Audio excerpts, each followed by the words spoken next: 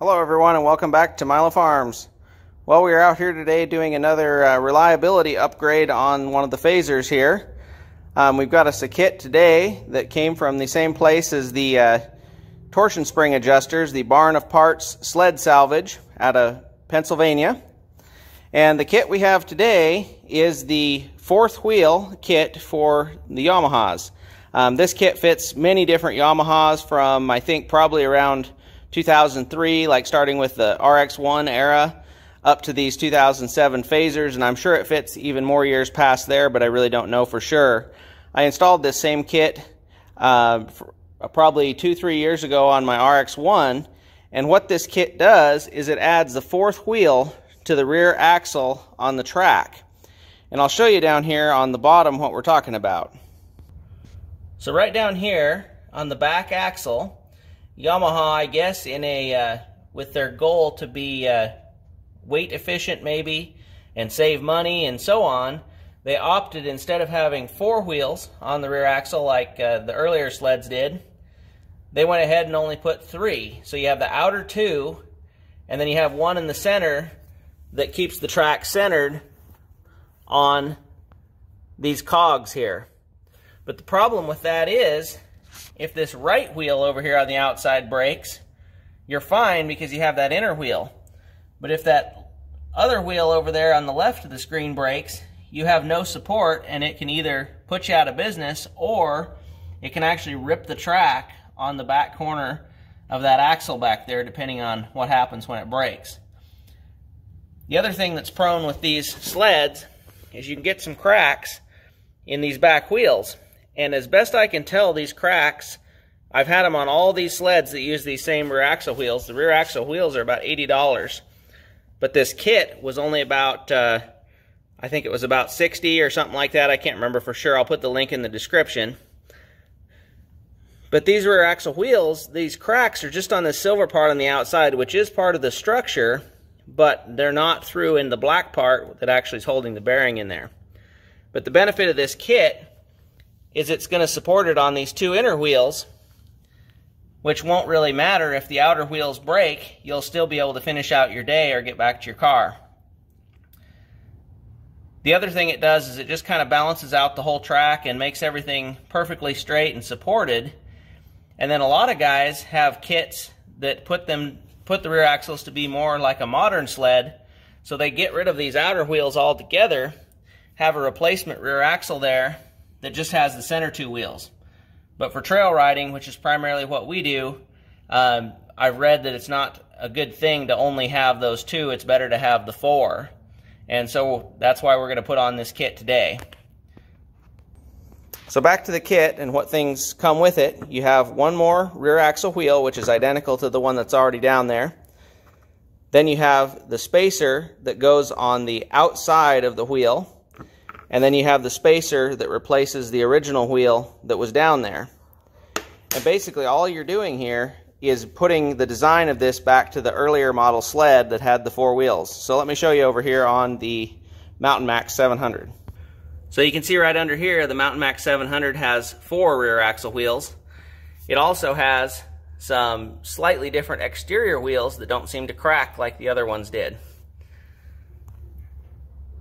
So you can see right here we have the small spacer on the outside, medium-sized spacer in the middle, then back to a small one on the other outside. And then right in here you have a little bit wider spacer that goes to these outside wheels. So when we put this all together, what we're going to have is we're going to have the wheel, then we're going to have a spacer, then we're going to have a washer, then on the back side is another washer. Then that smaller brass-colored collar is the adjuster.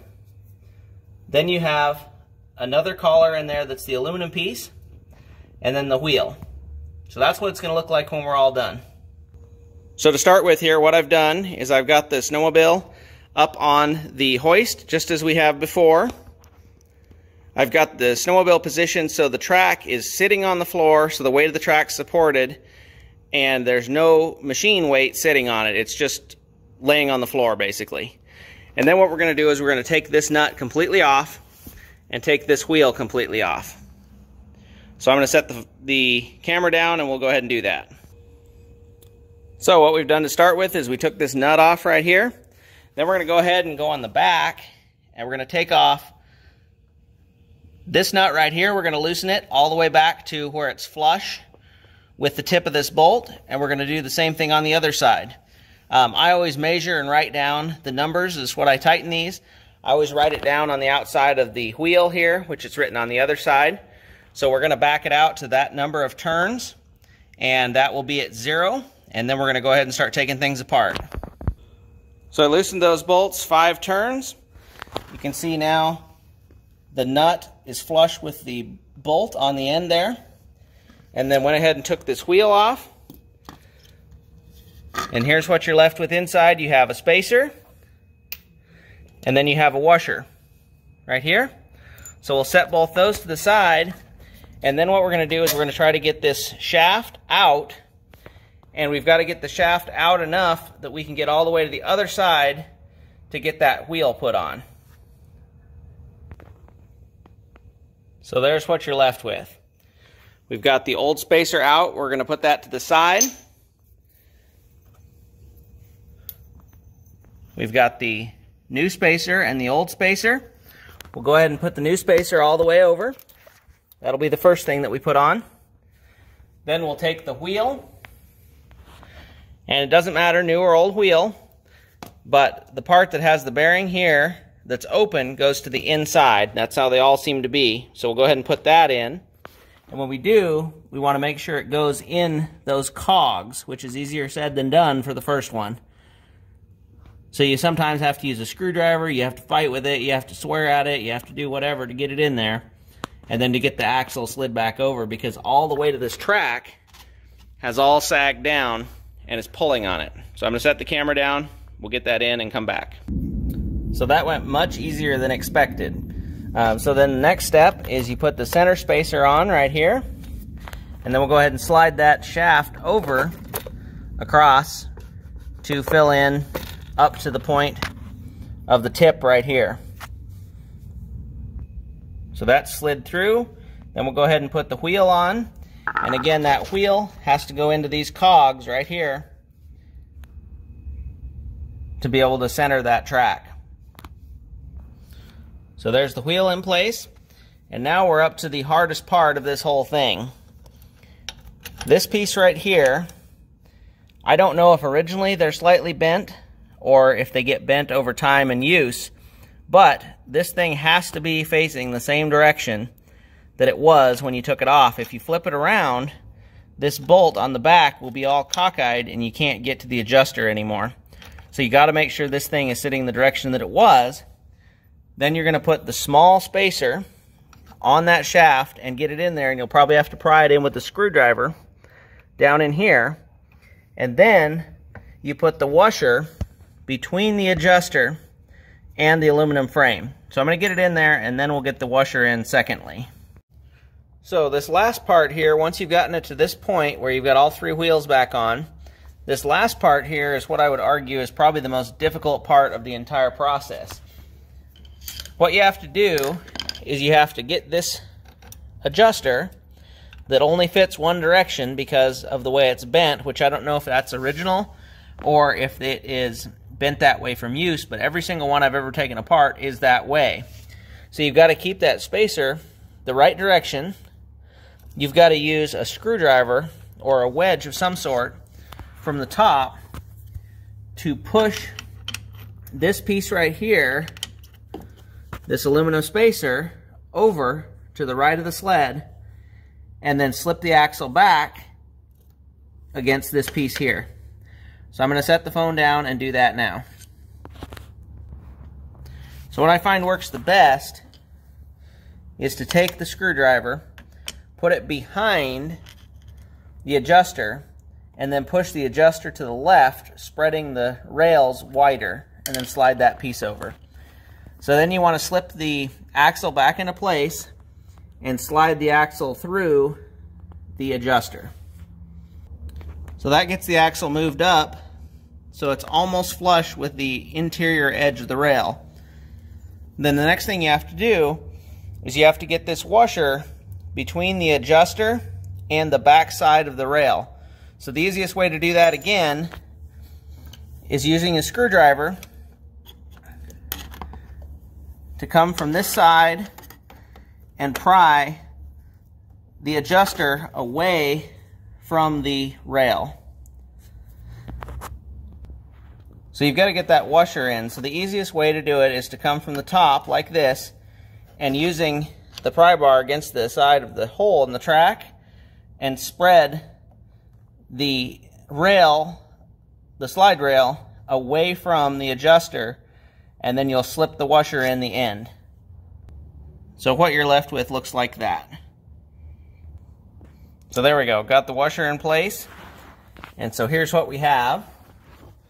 The far left of the screen, you have the washer, you have the adjuster, then you have the small spacer, then you have a wheel, then you have the spacer between the two wheels, then you have a small spacer again, then you have the adjuster, a washer, and then you're left with the axle sticking out. So at this point, you can slide the axle from the other side over to the left, and then you're going to want to put the washer on and the spacer, and then you'll want to go over to the other side and work the wheel into the track. And you can see here now that the wheel, or now that the track has two inner wheels, the whole track is actually supported. So all you have to do is just slip this wheel into the track and it fits right in. Then you'll go ahead and just push the shaft in. Just like that. So back on the left side, now you can see that you have a lip right here that you can go ahead and put your wheel back on. So there's the wheel. Then you're going to go ahead and put the nut back on, and you'll tighten it all down to help center everything. So we got the nut on, got it tightened all the way down, and then backed it off a couple turns. What we're going to do is we're going to jack the sled up in the air and then readjust the track. So here's where our track sits right now. You can see we have about 1 inch of sag right there in the middle. It isn't tightened up at all yet. So we're going to go ahead and tighten it up. Originally, when I took it apart, we had 5 turns. So there we go. That's about where I like to run it. Those cogs that are sticking up are just about above the bottom of the rails, and that's looser than Yamaha recommends, but as long as you're easy on it, you should never get any ratcheting with that setting on there. Last thing we want to go ahead and do is tighten this nut up here real well. If you forget to tighten that up, what you'll find is it will waller out the oval shaped hole near that adjuster and make a big mess of your rear of your skid there, so you want to make sure you tighten that up correctly. So we're all tightened up there. As you can see now, we have 4 rear wheels. So the benefit, again, to go over it, is if any of these outside wheels breaks, like you hit it on a stump or you hit it on something, or these are just prone to getting cracks in them. I haven't seen one break on mine yet, but they do break occasionally. You'll have 2 inner wheels, and you'll still be able to finish out your day running on those 2 inner wheels. So kind of just a reliability upgrade, and also kind of smooths everything out there in the back.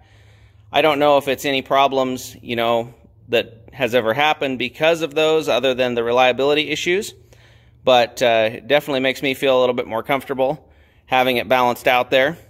So I hope everybody enjoyed the video, and please like, comment, subscribe. Remember, you can't finish a project without getting started.